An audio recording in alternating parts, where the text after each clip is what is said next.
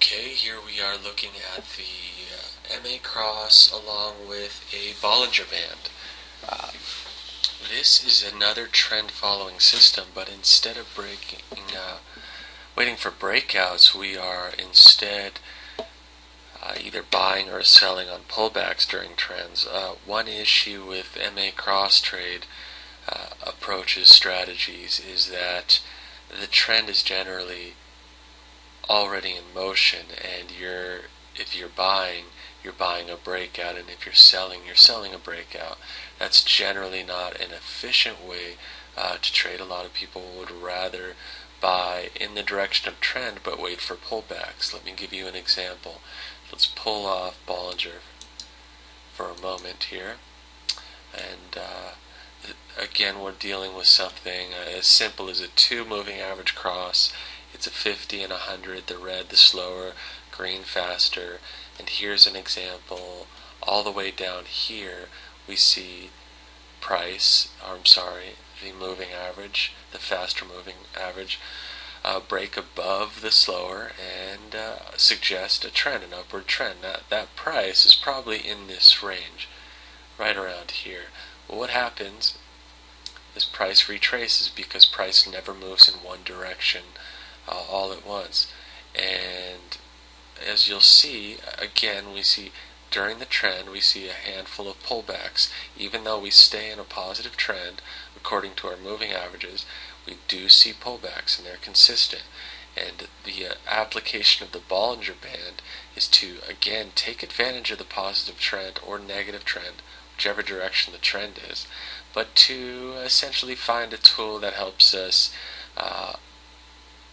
enter in a very efficient manner, enter an area where we can, if in a positive trade, buy a very deep pullback, and in a negative trade do the same. So let's make that simple adjustment. We'll add the Bollinger Bands.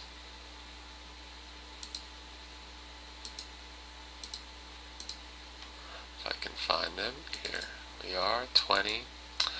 Okay, so right back to it. And again, we had the cross here, but instead of purchasing up here, we wait, and it doesn't look like we get a cross here. So we've broken the southern barrier, the Bollinger Bands. It has its own moving average essentially right up the middle, and then it has a deviation, a channel. You can play with the deviation, the levels. These are all flexible levels. Deviation is 2. That's what Bollinger is set at. But again, these are all flexible based on the trader's needs, and purchases are made there. And the beauty of this is you're making purchases, you're buying or selling in positions where your risk reward can really be managed well, because you don't expect this to go much further south. If it does, then you're potentially changing the direction of the trend, which is threatening the overall idea, so it would force a quick exit anyway. And an example is here. We see an entry here. Immediately we see a positive move. We see an entry here. Immediately a positive move.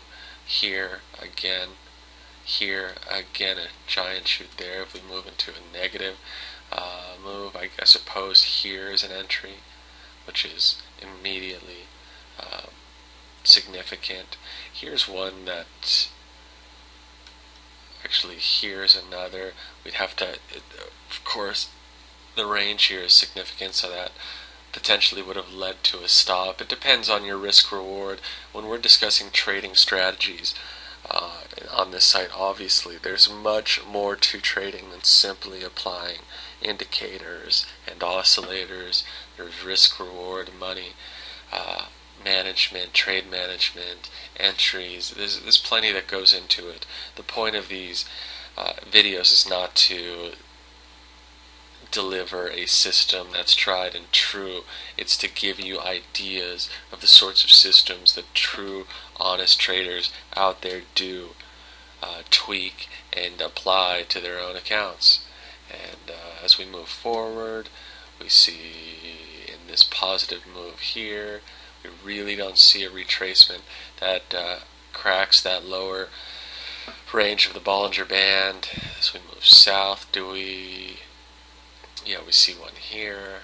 And as you can see, in a trend, it's a very strong approach. It certainly is very efficient. You'll see that when we do get breaks, more often than not, it doesn't seem to really penetrate that band and turn the direction of trend, because once trend is moving, as we all know in the markets, trend can certainly be your friend.